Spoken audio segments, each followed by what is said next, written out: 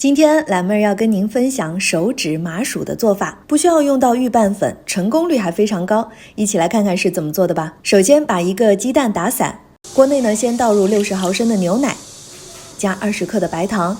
接着倒入15克的高筋面粉，加1克的盐和20克的玉米油，搅拌均匀，开火加热。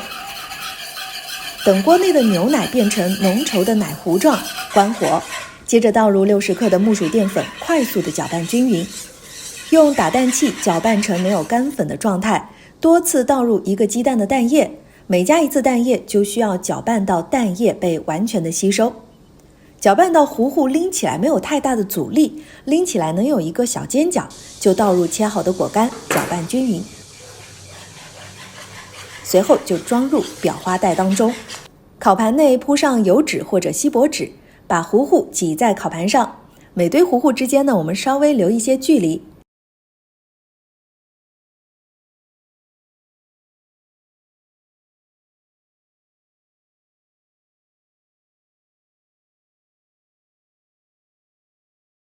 接着就放入烤箱，用180度上下火烤15分钟。烤好的麻薯呢会膨胀，会比原来的要大一些。这个手指麻薯吃起来韧韧的，有嚼劲儿，